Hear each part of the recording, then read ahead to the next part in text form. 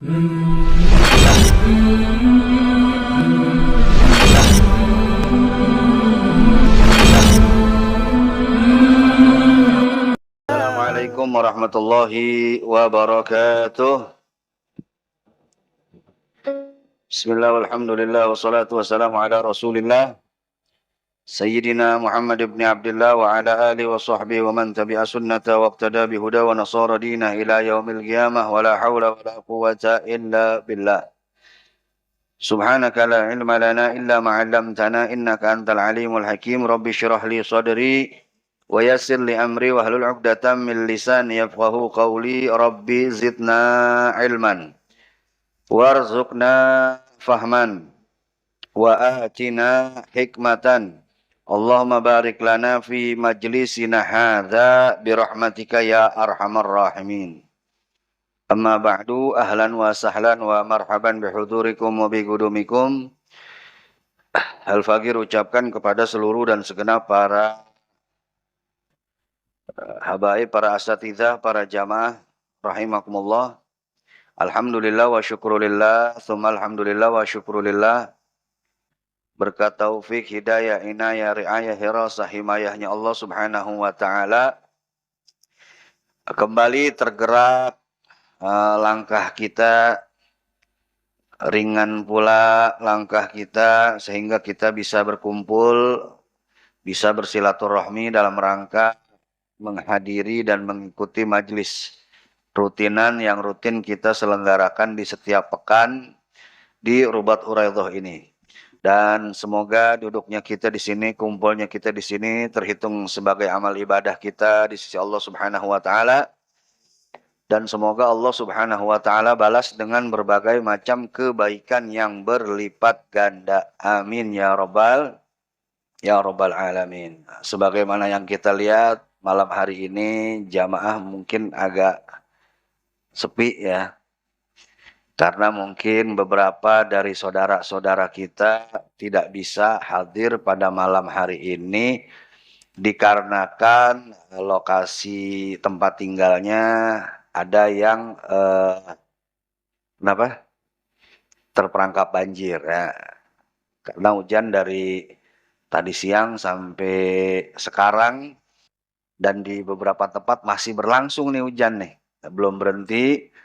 Dan di beberapa lokasi itu sudah mulai tergenang banjir. Di Cikarang Baru sampai di Geraha Asri sekalipun sempat tergenang banjir ya. Di beberapa tempat yang kebanyakan jamaah kita tinggal, sehingga mungkin mereka berhalangan hadir pada malam hari ini dikarenakan mungkin berjaga-jaga, takut banjirnya tambah tinggi dan akhirnya menggenangi rumah mereka. Jadi kita doakan mudah-mudahan Allah kasih kesabaran buat saudara-saudara kita yang pada hari ini terkena musibah banjir ya. Dan semoga banjir ini cepat surut. Amin ya rabbal alamin. Mudah-mudahan hujan yang turun kepada kita ini menjadi berkah dan tidak menjadi bencana. Amin ya rabbal alamin. Ya. Sebab kemarin tanggal 31 Desember banyak dari kita yang nembakin langit, ya kan? Tanggal 31 Desember kemarin tahun baru banyak yang pada nembakin langit pakai petasan. Nah, sekarang dibalas sama langit ya, diturunin hujan ya. Nah, sebagian siapa suruh lu tembakin langit ya. Nah, sekarang langit balas, lo kemarin nembakin gue, lo sekarang gue turunin hujan lo ya. Jadi konsekuensinya ya begitu ya. Tapi mudah-mudahan hujannya nggak menjadi bencana buat saudara-saudara kita. Hujan ini menjadi rahmat, menjadi berkah buat kita sekalian. Amin ya rabbal alamin. Dan kita yang hadir pada malam hari ini bersyukur masih diberikan kesempatan oleh Allah Subhanahu wa taala untuk hadir duduk di majelis ilmu ini dengan segala keterbatasan situasi dan kondisi yang terjadi saat ini. Tapi walaupun demikian kita bersyukur kepada Allah dari sekian banyak masih dipilih kita untuk hadir pada malam hari ini. Alhamdulillah. Ya. Ini kalau kita hitung-hitung, pahala kita sekali duduk di majelis ilmu seperti ini pahalanya lebih besar ketimbang kita seharian ngejengukin teman kita yang sakit. Teman kita yang sakit, saudara kita yang sakit ada 1000 orang, kita jengukin satu-satu. Ya. Nggak sampai di situ. Pahala 1000 tadi itu, ya, ditambah pahala kita ngikut nganterin jenazah. Ada saudara kita, ada teman kita, kerabat kita yang meninggal dunia, kita ikut ngurusin jenazahnya sampai nganterin ke kuburannya. 1000 jenazah tuh pahalanya. Dan kemudian nggak sampai di situ. Hari itu juga misalkan kita sholat sunnah 1000 rakaat. Misalkan hari itu kita sholat sunnah 1000 rakaat. Kemudian setelah 1000 rakaat sholat sunnah, kita ngejengukin saudara kita yang sakit. 1000 orang tuh. Ya. Kira-kira keburu gak tuh? Terus nggak sampai di situ. Di hari itu juga 1000 jenazah kita ikut nganterin sampai dimakaminnya. Nah, tuh 3 pekerjaan yang kita lakukan tadi itu, sholat sunnah 1000 rakaat, kemudian ngebesuk 1000 orang sakit, nganterin 1000 jenazah, ditimbang pahalanya dengan kita duduk di majelis ilmu sejam, paling lama 2 jam, itu lebih berat, lebih besar pahalanya kita duduk di majelis ilmu. Yang jadi pertanyaan, kira-kira pernah nggak kita sholat sunnah 1000 rakaat sehari? Jangan 1000 rakaat. Ya. Sholat terawih aja kita milih yang 11 rakaat. Ya. Nggak apa-apa dah, Bib, dibilang Wahabi, Wahabi dah. Sholat sunnahnya pilih yang cepat. Sholat terawihnya pilih yang cepat ya. Yang 23, apalagi imamnya aki-aki lagi ya, udah dah. Kita pilih yang muda, ya, yang untung-untung yang 11 rakaat. Ya. Itu aja udah ngap-ngapan ya. Nah, ini 1000 rakaat kita sholat. Kita sholat 1000 rakaat dengan benar dari takbir sampai salamnya 1000 rakaat. Itu kita duduk sekali di majelis ilmu seperti ini ya, tanpa kita nyatet. Tanpa kita nyatet, ngedengerin doang ya. Wala taktub harfan wahidan, walaupun nggak nulis 1 huruf pun ya. Nggak nulis 1 huruf pun, kita cuma dengerin aja. Kadang-kadang sambil tidur lagi dengerin nih. Ya. Kadang-kadang kita nggak paham lagi apa yang disampaikan. Itu masih tetap utama pahalanya ketimbang kita sholat sunnah 1000 rakaat. Makanya bersyukur kita masih dikasih kesempatan oleh Allah Subhanahu wa Ta'ala untuk duduk di majelis ilmu. Bersyukur kepada Allah kita masih menjadi orang-orang pilihan Allah yang mau datang ke majelis ilmu. Bersyukur kita masih dijadikan oleh Allah orang-orang yang suka sama ilmu. Sebab ilmu Allah nggak bakal kasih kecuali kepada orang yang Allah senengin. Kalau harta, pangkat, jabatan, segala macam hal-hal duniawiyah, Allah kasih sama orang yang Allah seneng dan orang yang Allah nggak seneng. Allah kasih juga harta kepada musuh-musuh Allah. Allah kasih harta kepada orang yang Allah cintai, tapi Allah juga kasih itu harta kepada orang-orang yang menjadi musuh Allah. Yang Allah nggak seneng, Allah tetap kasih. Pangkat, Allah kasih juga. Ada kekasih-kekasih Allah yang Allah kasih pangkat, ada. Tapi ada juga musuh-musuh Allah yang Allah kasih pangkat, yang Allah kasih kedudukan. Kita kenal yang namanya Fir'aun, Raja Mesir Raya. Jangan dianggap Fir'aun itu nguasain Mesir, Mesirnya yang sekarang. Bukan. Mesir yang dulu itu lebih luas dari Mesir yang sekarang. Namrud. Kemudian siapa lagi? Ya banyak musuh-musuh Allah yang Allah kasih kedudukan, Allah kasih pangkat, Allah kasih jabatan. Ya. Tanpa Allah pilih, oh ini musuhnya, nggak dikasih sama Allah. Jadi raja. Enggak. Allah kasih harta kepada orang yang Allah suka dan Allah nggak suka. Allah kasih harta kepada Nabi Allah Sulaiman. Sehingga Nabi Allah Sulaiman ini menjadi Nabi yang paling kaya. Belum pernah ada orang yang sekaya Nabi Sulaiman sebelumnya Dan nggak bakal ada orang yang ngelebihin kekayaan Nabi Sulaiman sampai hari kiamat nanti. Nggak ada. Ya. Tapi Allah kasih juga tuh Korun. Kekayaan. Yang mana Korun itu punya harta.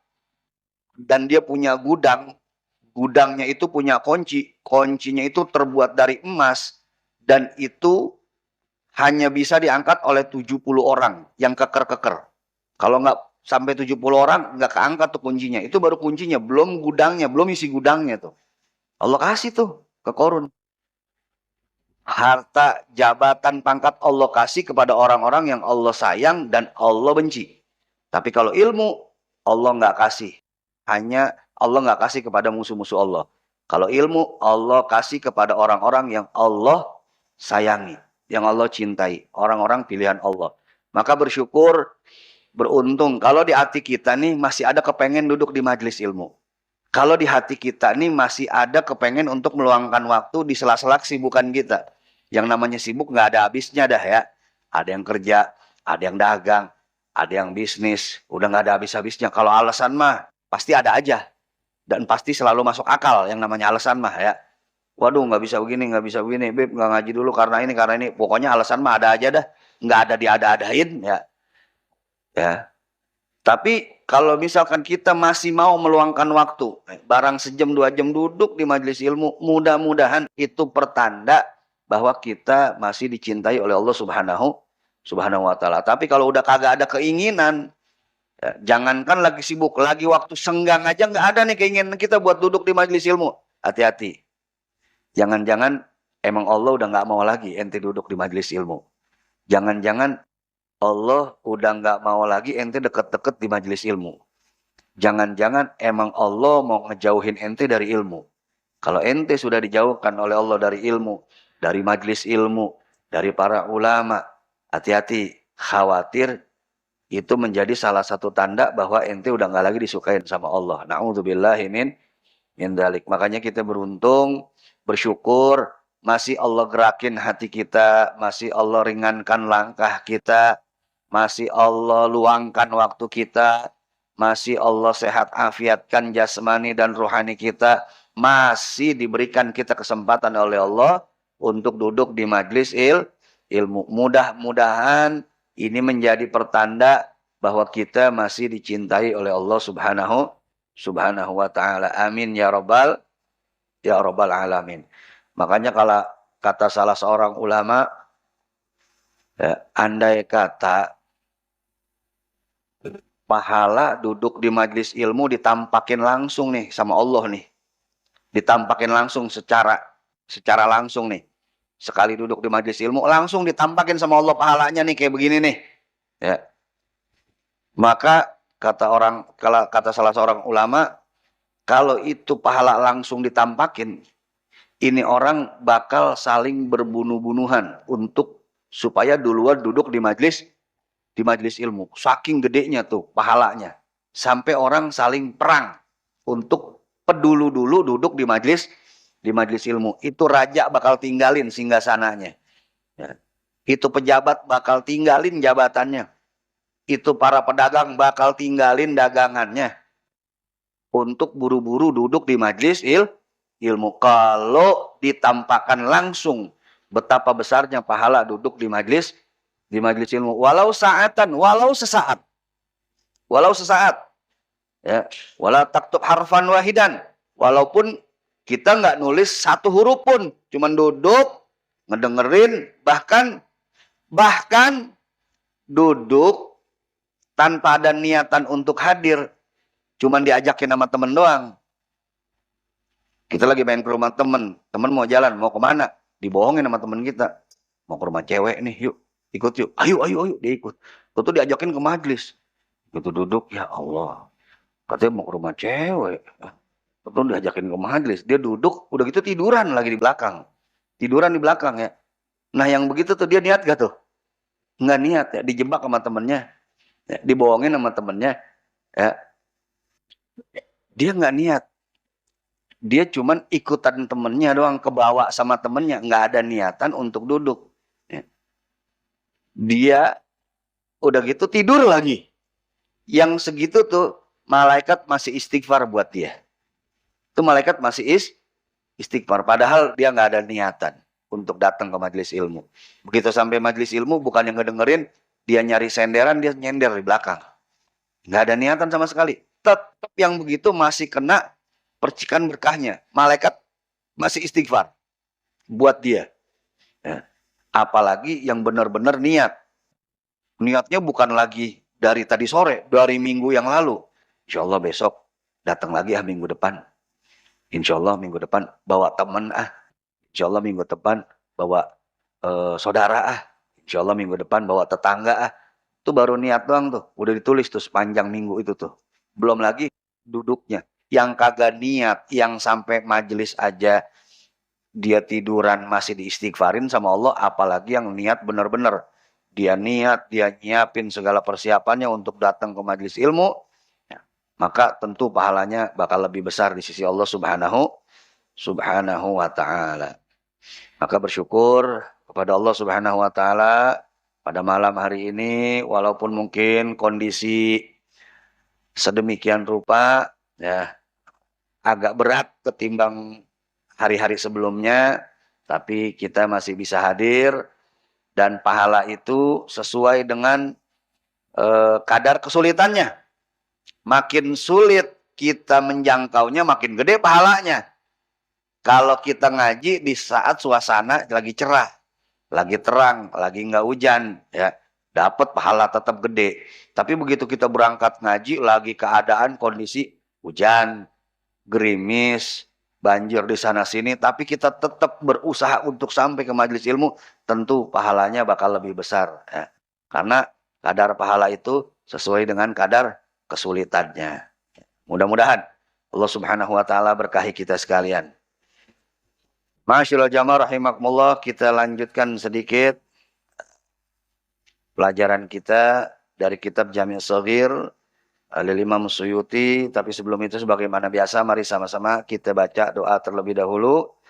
Diawali dari Al-Faghir dan antum sekalian mengikuti dengan tertib. Bismillahirrahmanirrahim.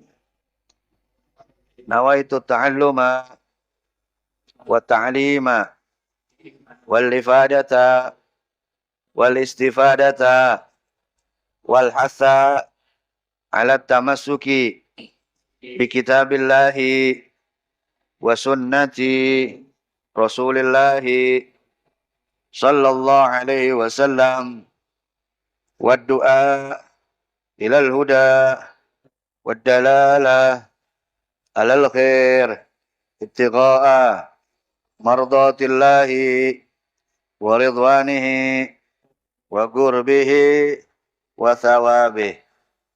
Bismillah walhamdulillah wassalatu wassalamu ala rasulillah wa ala alihi wa sahbihi wa mawala wa la hawla wa la quwwata illa billah. Wa bisanadil muttasil ilal imam as-Suyuti rahimahullahu ta'ala anhu wa nafa'ana bi wa bi'ulumin fidarin amin ya rabbal alamin. Qala Rasulullah sallallahu alaihi wasallam, ab'adun nasi minallahi yaumal qiyamah al-qasu alladhi yukhalifu ila ghairi ma amara bihi.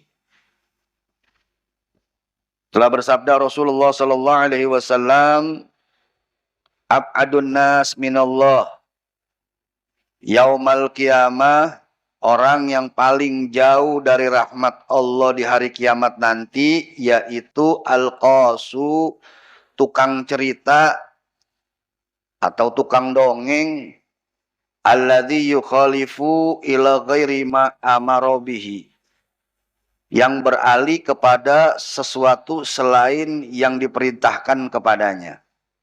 Maksudnya apa nih? Maksudnya orang yang kayak gimana? Dijelaskan di sini oleh syarih hadzal kitab. Wal murad huna ma yu'allimun nasa al-ilma wa la ya'malu bihi. Yaitu orang yang mengajarkan manusia suatu ilmu tapi dia tidak mengamalkan ilmu yang dia ajarkan tersebut. Jadi orang yang mengajarkan ilmu kepada orang lain tetapi dia tidak mengamalkan ilmu tersebut, orang itu akan menjadi orang yang paling jauh di hari kiamat nanti dari rahmat Allah subhanahu wa ta'ala. Hadis ini mengingatkan kepada ulama yang tidak mengamalkan ilmunya. Ya. Al-qasu di sini orang yang bercerita, orang yang tukang dongeng, bisa juga dipahami sebagai penceramah. Orang yang ceramah ngajak orang kepada kebaikan, tapi dia tidak mengerjakan kebaikan tersebut. Orang yang mengajak orang untuk menjauhi kemunkaran, tapi dia sendiri justru melakukan kemunkaran tersebut. Nah, ini orang-orang yang seperti ini akan menjadi orang-orang yang jauh dari rahmat Allah. Jauh dari rahmat Allah di hari kiamat nanti. Bahkan orang-orang yang seperti ini akan disiksa terlebih dahulu di hari kiamat nanti sebelum para penyembah berhala disiksa. Fa'alimu bi'ilmihi lam ya'malan mu'adzabu min qabli 'ubadil wasan.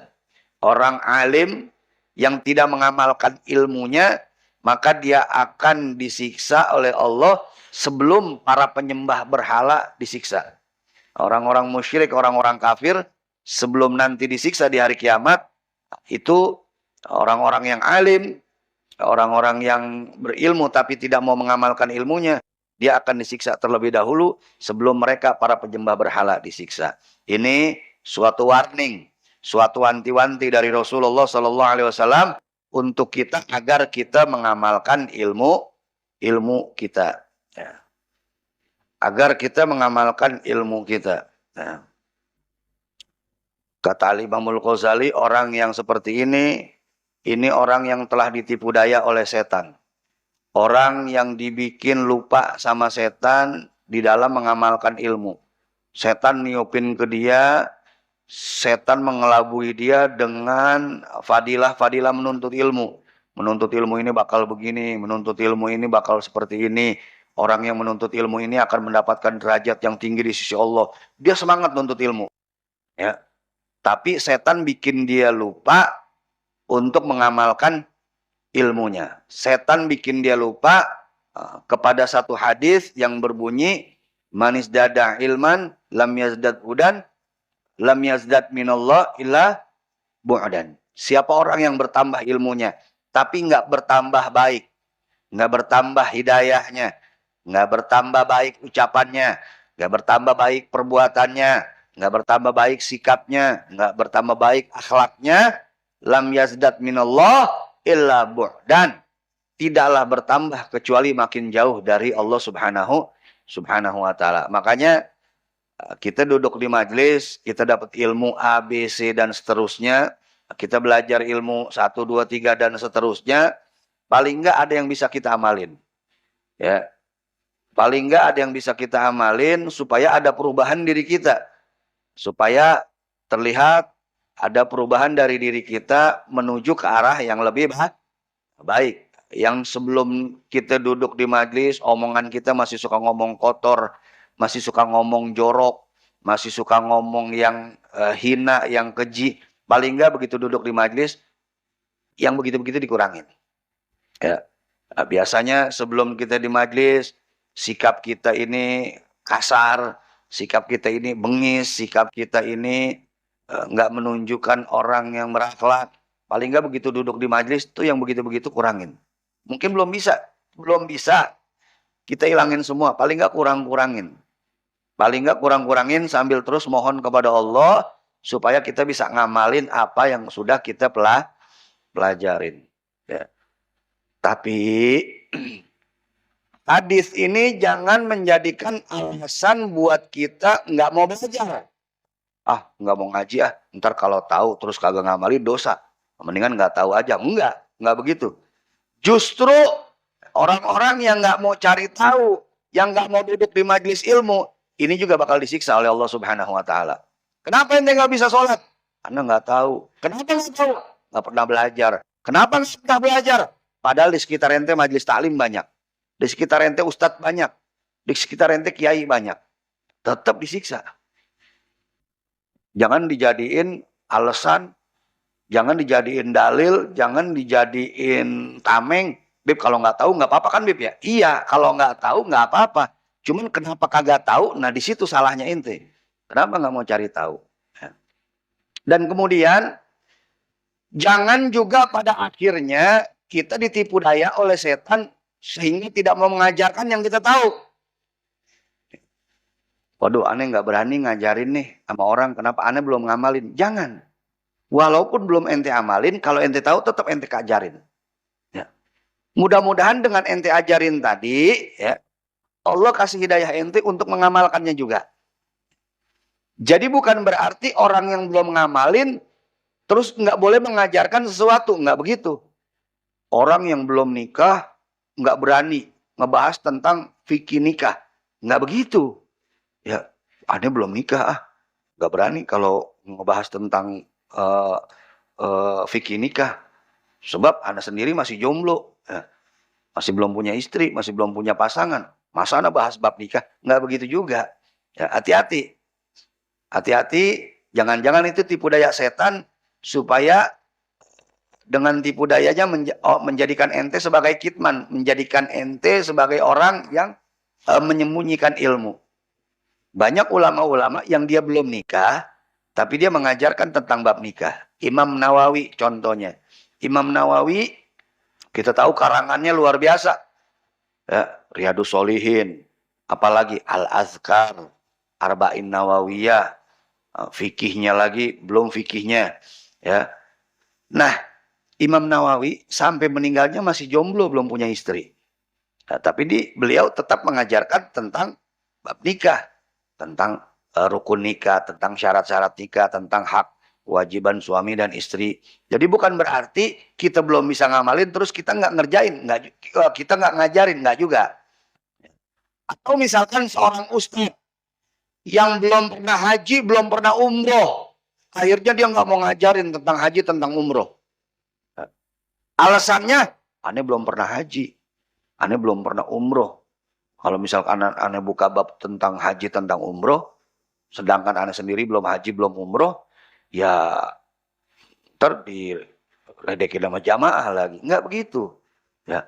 Walaupun ente belum haji, walaupun ente belum umroh, tapi kalau ente tahu ya tata cara haji, tata cara umroh melalui pelajaran yang ente pelajari melalui kitab-kitab, ajarkan. Siapa tahu dari jamaah ente ada yang mau umroh, ada yang mau haji, ada yang sudah wajib haji, ya ada yang pengen berangkat umroh, mereka nggak tahu ilmunya, ya gara-gara ente sampaikan pelajaran tentang haji, tentang umroh, dia jadi tahu, akhirnya kita dapat pahala juga, ya kan? Atau misalkan seseorang yang mengajarkan tentang sedekah, dia sendiri orang yang nggak punya duit, yang nggak pernah sedekah, dia sendiri seseorang yang mengajarkan tentang zakat, diajarin tentang zakat, mengajarkan tentang fadilah berzakat, mengajarkan tentang fadilah bersedekah. Dia sendiri bukan muzaki, dia sendiri mustahik. Dia sendiri justru orang yang wajib dizakatin. Bukan berarti dia nggak boleh, boleh. Dia ngajarin tentang zakat, walaupun dia nggak berzakat. Kenapa dia nggak berzakat? Karena memang dia mungkin belum ada kewajiban zakat. Hartanya belum sampai nisab dan belum sampai haulnya. Atau mungkin dia orang yang fakir, yang dia nggak bisa sedekah. Jangankan sedekah, buat kebutuhan sehari-hari aja dia masih harus berusaha sekuat tenaga. Tapi bukan berarti dia nggak boleh ngajarin sedekah. Dan kita juga nggak boleh nganggap remeh. Ente ngajarin sedekah, entenya sendiri nggak pernah sedekah. Nggak bisa begitu. Ya pokoknya, hudhil hikmata min ayyin wi'ain kharajat. Ambillah hikmah, ya, dari manapun dia keluar. Kata Sayyidina Ali, undur maqala wala tanzur man qala. Lihat apa yang diomongin, jangan ngelihat siapa yang ngucapinnya. Kalau misalkan dari anak kecil, tapi nasihatnya bagus buat kita, ya kita terima. Walaupun dari bawahan kita, yang kita anggap bawahan kita nih, ya. Tapi kalau nasihatnya bagus ya kita terima. Walaupun dari anak kita nih, ini anak kita nih, ngomong aja kita yang ngajarin nih, tapi nasihatnya benar, ya ambil. Ya ambil, nggak apa-apa. Walaupun dia orang yang lebih kecil dari kita, mungkin secara keilmuan lebih banyak kita ilmunya, ya. Secara status lebih tinggi kita statusnya mungkin, ya. Atau kita sebagai orang tua, ya ini yang nasihatin kita, anak kita, ya nggak apa-apa, kita terima. Kita terima. Ya, karena terkadang Allah Subhanahu wa taala ingin menyampaikan kebaikan kepada kita, sarananya kadang bisa dari orang di bawah kita, Bisa jadi orang yang anggap kita hina. Bahkan sekalipun dari binatang. Dari hewan sekalipun, kalau ada hikmahnya, ambil sama kita. Nah, apalagi dari mulut orang. Dari mulut orang ambil. Ambil yang baiknya, buang yang jeleknya. Ya. Jadi Bib, bagaimana Bib? Ya. Kalau misalkan anak kan dulu nyantri Bib. Tapi anak belum bisa ngamalin semua ilmu anak Bib secara sempurna Bib. Anak boleh tuh Bib ngajar. Nggak apa-apa ngajar. Walaupun belum ente amalin sempurnanya. Kalau ente nungguin sempurna dulu, baru ente dakwah, nggak bakal sempurna. Nggak ada orang yang sempurna kecuali Rasulullah Shallallahu Alaihi Wasallam. Kalau ente nunggu bener dulu nih, aneh biar bener dulu baru ngebenerin orang. Nggak bakal ada benernya. Al-insan ma'alul khata' wa nisyan. Orang ini tempatnya salah, tempatnya lupa. Nggak bakal kita sempurna. Pasti ada kurangnya. Jangan nungguin sempurna. Nggak bakal sempurna kita. Sampai kita mati nggak bakal sempurna. Ada aja kesalahan kita. Ada aja kelalaian kita. Yang penting apa yang bisa kita kerjakan, kebaikan, kerjain. Yang belum bisa kita kerjain, kita mohon kepada Allah supaya Allah kasih kita kekuatan untuk bisa ngerjain kebaikan yang belum kita bisa kerjakan tersebut. Dan apa-apa yang kita tahu kita ajarin kepada yang lain. Mandala ala khairin falahu mithlu ajri fa'ilihi. Siapa orang yang menunjukkan satu kebaikan, kemudian kebaikan tersebut diikutin tuh sama yang diajarin, maka orang yang barusan ngamalin dapat pahala, kita juga dapat pahala karena udah menunjukkan dia kebaikan. Jadi jangan tunggu kita baik dulu, baru kita mau dakwah. Dan ingat, dakwah itu bukan cuman milik ustadz, milik kiai aja. Ya memang ada beberapa yang kita harus nguasain dulu ilmunya, baru bisa kita nyampein. Ya. Contoh masalah-masalah seperti masalah fikih, masalah tauhid, ya kita paham dulu baru kita nyampein. Tapi untuk ngajakin kebaikan, ngajakin orang ngaji, nggak perlu jadi ustadz, nggak perlu mimbar. Dengan ente bergaya, pakaian, pakai peci, pakai koko, pakai kain. Ya, dengan ente berakhlak baik, tetangga ini nanya, ngaji di mana? Ngaji di sono, yuk ikut. Itu juga udah dakwah. Begitu ente lagi ngumpul, ngobrol-ngobrol, tahu-tahu ente nyeletuk, anak kemarin ngaji dapat ini nih. Katanya barang siapa yang membaca ini ntar pahalanya ini loh. Akhirnya ada yang ngedengerin, ngamalin. Itu juga dakwah. Ya. Jadi dakwah nggak kaku di mimbar, di podium aja, ustadz aja. Nggak juga. Antum semua bisa dakwah.